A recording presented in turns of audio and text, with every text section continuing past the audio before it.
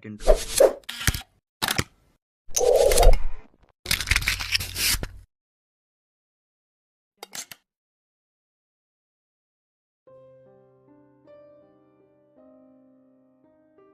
दोस्तों, क्या आप कल्पना कर सकते हैं कि एक बच्चा जो सुबह 4 बजे उठकर रामेश्वरम की गलियों में अखबार बांटता था, वो एक दिन भारत का सबसे बड़ा वैज्ञानिक और दुनिया के सबसे बड़े लोकतंत्र का राष्ट्रपति बनेगा। एक ऐसा इंसान जिसने अपनी पूरी जिंदगी देश को समर्पित कर दी, जिसके पास अपनी कोई निजी संपत्ति नहीं थी, लेकिन जिसने करोड़ों लोगों के सपनों को पंख दिए।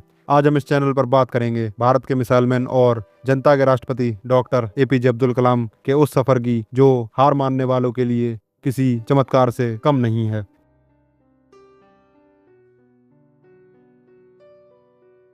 15 अक्टूबर 1931 तमिलनाडु का रामेश्वरम एक गरीब परिवार में अबुल पाकिर जैनुलाब्दीन अब्दुल कलाम का जन्म हुआ। पिता नाव चलाते थे और माँ एक साधारण गृहिणी थी। घर की आर्थिक स्थिति ऐसी थी कि पढ़ाई का खर्च उठाने के लिए कलाम साहब को बचपन में ही काम करना पड़ा। वह सुबह स्कूल जाने से पहले स्टेशन जाते, बंडल उठाते और लोगों के घरों तक अखबार पहुंचाते। सोचिए, जिस इंसान ने दुनिया को इतनी बड़ी मिसाइलें दी, उसकी पहली कमाई उन चंद रुपयों से शुरू हुई थी। उनकी माँ हमेशा कहती थी, बेटा तेरी आंखों में बड़े सपने हैं, उन्हें कभी मरने मत देना।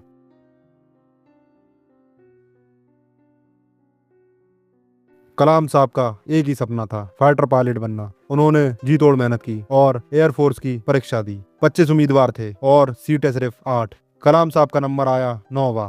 वह सिर्फ एक पायदान से चूक गए। वो पूरी तरह टूट चुके थे। वह ऋषिकेश पहुंचे, जहां उनकी मुलाकात स्वामी शिवानंद से हुई। स्वामी जी ने उनसे एक बात कही जिसने उनकी दिशा बदल दी। इस असफलता को स्वीकार करो, क्योंकि शायद कुदरत ने तुम्हारे लिए इससे भी बड़ा कुछ सोच रखा है। और यहीं से शुरू हुआ एक वैज्ञानिक का सफर।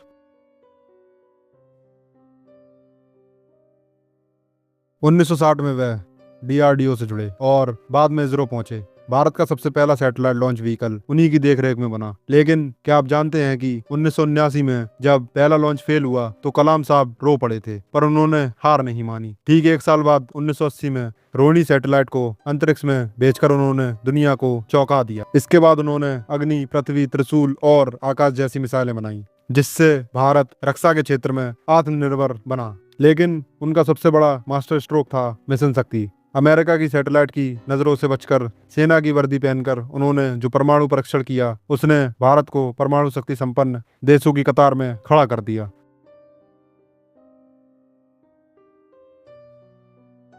2002 में वह भारत के 11वें राष्ट्रपति बने, लेकिन राष्ट्रपति भवन में भी उनकी सादगी नहीं बदली।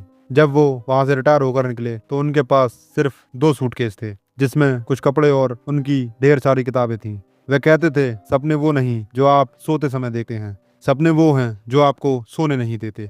उन्होंने अपना पूरा जीवन छात्रों और युवाओं को प्रेरित करने में लगा दिया।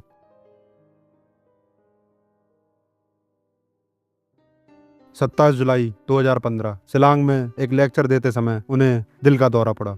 वह काम करते हुए ही इस दुनिया को अलविदा कह गए, जैसा कि वो हमेशा चाहते थे। कलाम साहब भले ही आज हमारे बीच नहीं हैं, लेकिन उनकी सीख, उनकी मिसालें और उनकी सादगी हर हिंदुस्तानी के दिल में जिंदा है।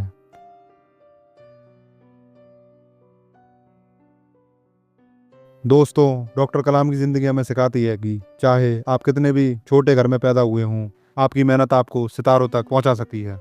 अगर आपको यह वीडियो प्रेरणादायक लगी हो तो इसे लाइक करें और कमेंट में सल्यूट टू कलाम सर जरूर लिखें। ऐसे ही और प्रेरणादायक वीडियोस के लिए हमारे चैनल को सब्सक्राइब करना ना भूलें। मिलते हैं अगले वीडियो में।